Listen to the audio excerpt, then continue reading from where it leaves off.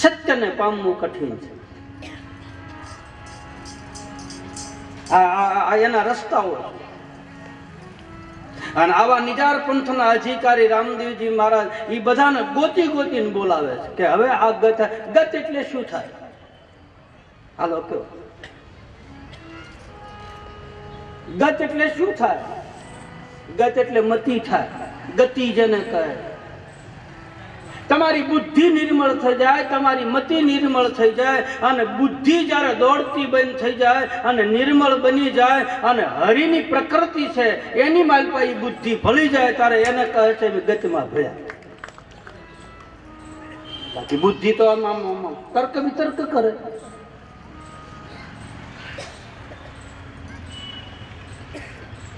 અને મતિ બગડી, બુદ્ધિ બગડી, ગતિ બગડી, અંતે મતિ એવી ગતિ.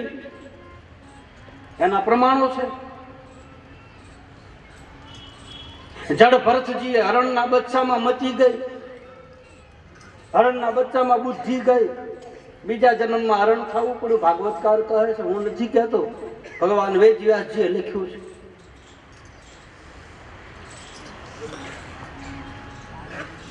રહે અંતર સમયે તારું ધ્યાન માગું પ્રભુએ.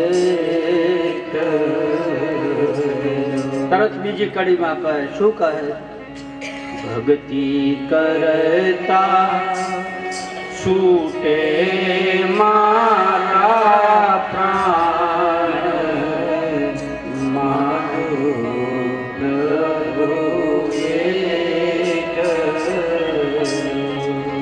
મારી આશા નિરાશા કરશો નહીં, મારી આશા નિરાશા કરશો નહીં, મારા અવગુણ દિલમાં ધરશો નહીં, મારા અવગુણ દિલમાં ધરશો નહીં. રહે અંતર સમયે તારું ધ્યાન માગું પ્રભુ.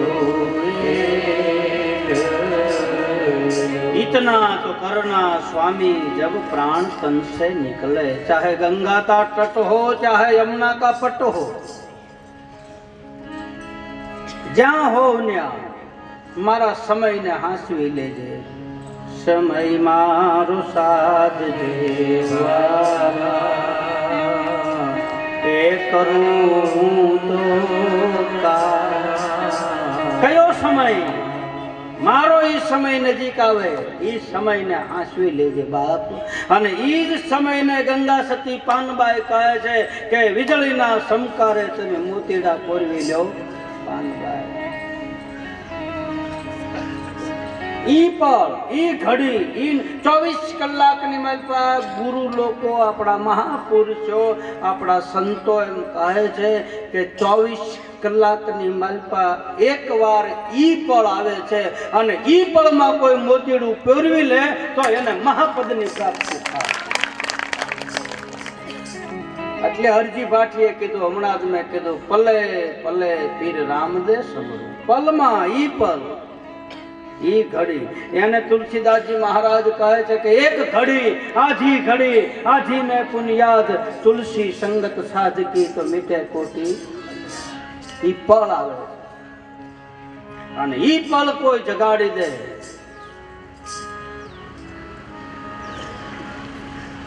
તો સંતો બતાવે છે તો મહાસાગરના મોતી મળે. જોત રે જોતામાં અમને મળ્યા રે સાચા સાગરના મોતી. જોતા રે અમને મળ્યા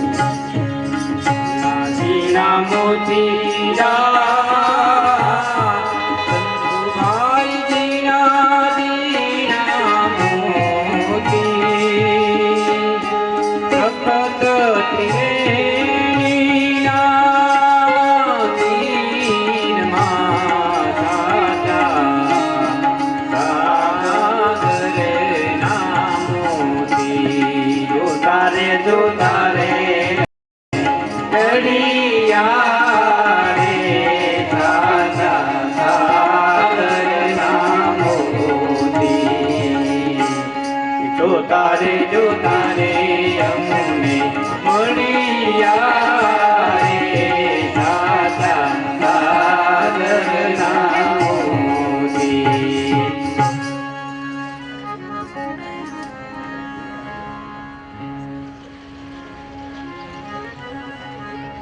નિજાર પંથનું જ્ઞાન, નિજાર પંથની વાણી, આ પંથ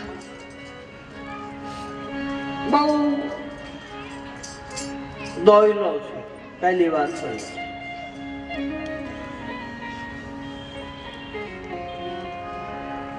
રામદેવજી મહારાજ હરજી ભાટીને છે ને જયારે પ્રસન્ન થાય ને ત્યારે આ વાત બતાવે.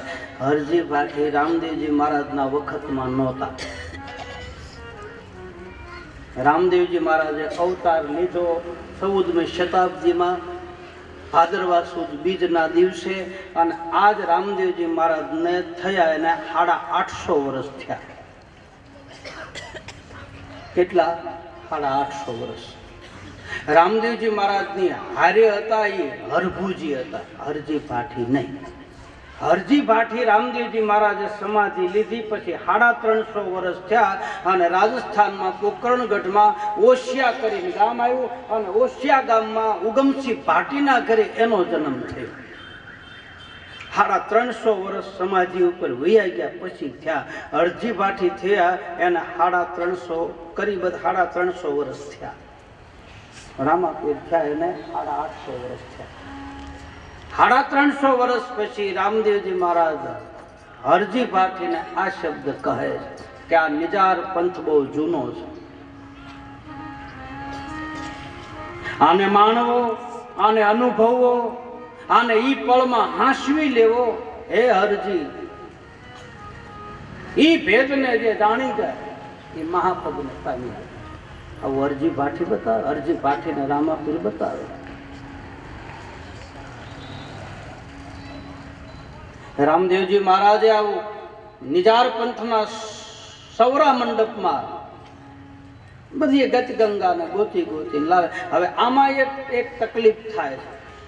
રખ અને શોકની જેને આવે નહીં હેડકી પાનબાઈ. મારો કહેવાનો ભાવાર્થ કે ડાલીબાઈના નાભીમાં જે નાદ બ્રહ્મ છે એ જ નાદ બ્રહ્મ મારીને તમારી નાભીમાં પડ્યો છે. કોઈ જગાડવા વાળો મળી જાય, કોઈ મોરલી વગાડવા વાળો મળી જાય તો માલિપાની કુંડલીની શક્તિ જાગૃત થઈ જાય, અને કુંડલીની શક્તિ જાગૃત થઈ જાય પછી એ આનંદ પ્રગટ થાય. એ આનંદ પ્રગટ થાય એનો અનુભવ પોતાને પહેલાં થાય અને પછી બીજાને પાવળા ભરી ભરીને આપે. નિજનો આનંદ પોતે પહેલાં લઈ લે, પોતે મોજમાં હોય, પોતે આનંદમાં હોય. હવે હું આનંદમાં હોત, તમે બધા આનંદ, હું હોગ્યું મોઢું કરીને અહીં બેઠો, બાપુ કેમ આ જામ છે? એ ખોટી વાત છે. મને મારી મોજ આવે એટલે કથા કરું છું, મારા આનંદ માટે કરું. હું કોઈ પૈસા માટે કે કોઈ સંપત્તિ માટે કથા કરતો ને. મને આમાં આનંદ આવે છે, મને આમાં સુખ આવે છે. મારો આહાર જ આ છે, મારું આખું જીવન આ છે. મને રામદેવજી મહારાજે એવી થપાટ મારી દીધી ને એટલે મને રામાપીર સિવાય બીજું કંઈ દેખાતું જ નથી. જ્યાં જાઓ ત્યાં મને 12 બીજનો ધણી મારા ભાલાવાળો જ દેખાય. મારો મા ગણો, મારો બાપ ગણો, જે ગણો એ મારી પોથી છે. અને આમાંથી જ બધું મને મળે છે. સર્વસ્વ મારું જીવન છે. હું ગમે ત્યાં જાઉં, ગમે એ જગ્યાએ જાઉં, મને બધે રામોપીર જ દેખાય. ગમે હરિદ્વારમાં ગયો તો હરિદ્વારમાં મને રામોપીર જ દેખાય, કારણ કે મારું જીવન આમાં વણાઈ ગયું. નહીતર હું પહેલા ભાગવત કથા કરતો, રામ કથા કરતો, પણ આને કાંઈક એવું લગાડી દીધું ને, ઓલી આંગળી ગળી અડાડીને પછી એવું પાઈ દીધું ને, સારું હવે એ નશો ઉતરતો જ નથી. આમાં વણાઈ ગયું છે મારું જીવન, મારી મોજ, મને આનંદ આવે છે, મને આનંદ આવે એવું હું ગાઉં છું. પછી તમને આવતો હોય કે ન આવતો હોય, તમને આવે કે ન આવે, પણ 3 કલાક તો તમને હું અહીં બેહારું છું. એટલે 3 કલાક તમે બેઠા તો એ આનંદ તમને કાંઈક મળતો તો હશે, તો જ તમે આવતા હો. મળે જ. હરિનું ચરિત્ર જ્યાં હોય, મારા રામદેવજી મહારાજનું કે રામકથા કે શિવ કથા, એમાં જીવને આનંદ મળે જ.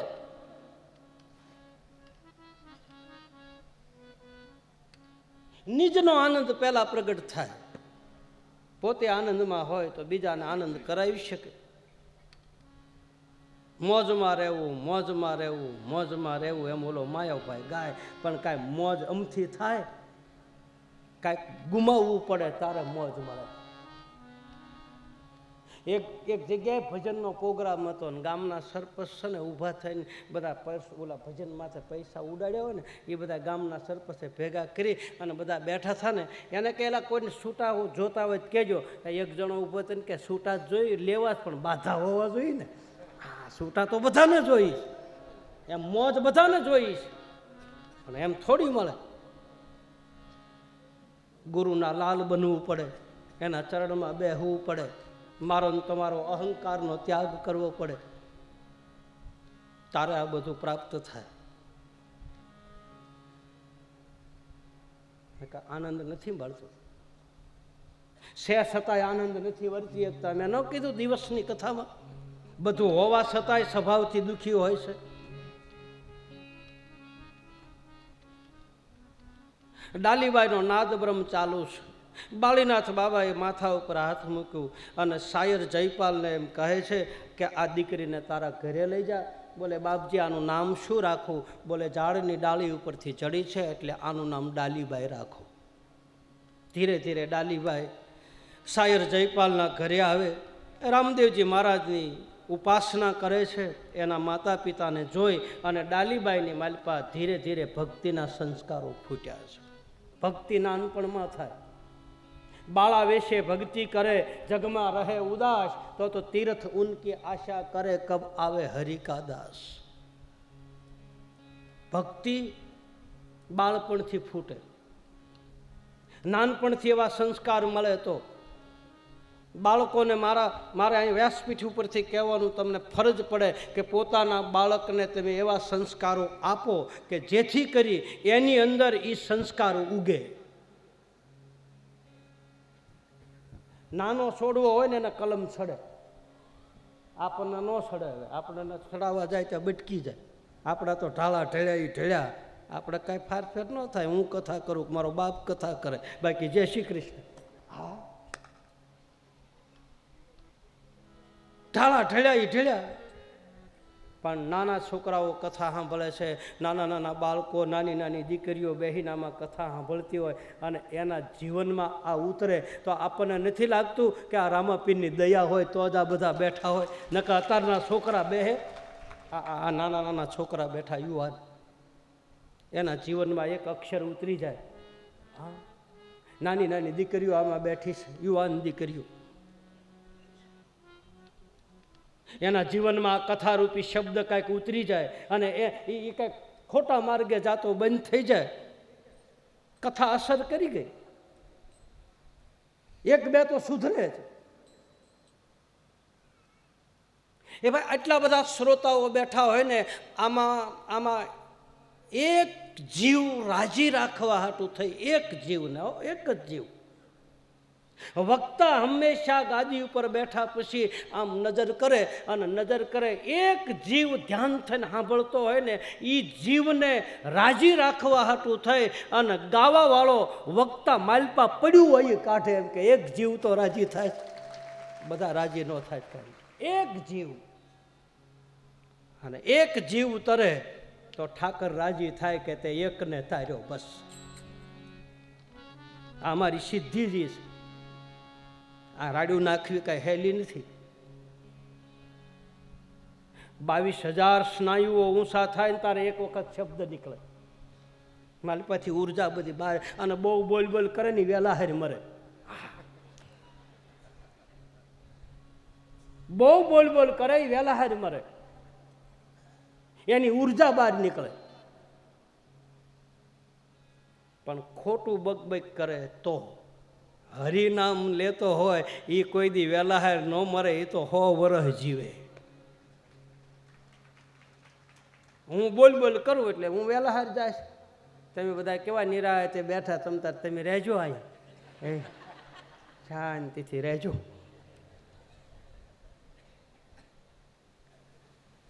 ઉર્જા ખતમ થઈ જાય,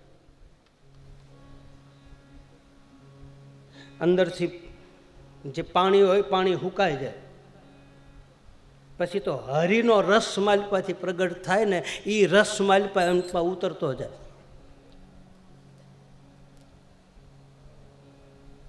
આ કોઈ હેલી વાત નથી. હું મારા વખાણ નથી કરતો કે હું આટલું બધું કરી શકું, ના. હું વખાણ, કોઈ પણ વક્તા હોય, આખો દી દાડીએ જવું સારું, આખો દી બોલવું નહીં સારું.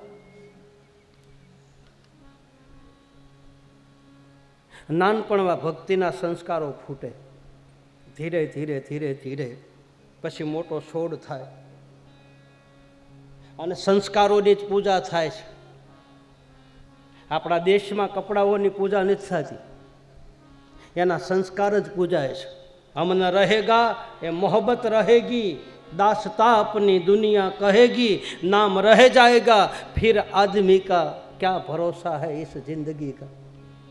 એનું વ્યક્તિત્વ પૂજાય છે, એના ગુણ પૂજાય.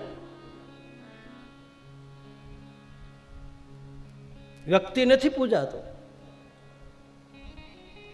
મીઠપવાળા માનવી જેથી જગ છોડીને જાય, પછી કાગા એની કાણ ઘરો ઘર મંડાય. હારો માણસ આ જગત છોડીને જાય ને ભાઈ, તો આપણા ગામડાની માલપા આખા ગામમાં બધા રોતા, બધા રોતા. એના હગા હોય એ રોવે, બરાબર છે, પણ બીજા હોય ને એ છાતીમાં ઢીકા મારતા કે આ માણસની ગામમાં જરૂર હતી.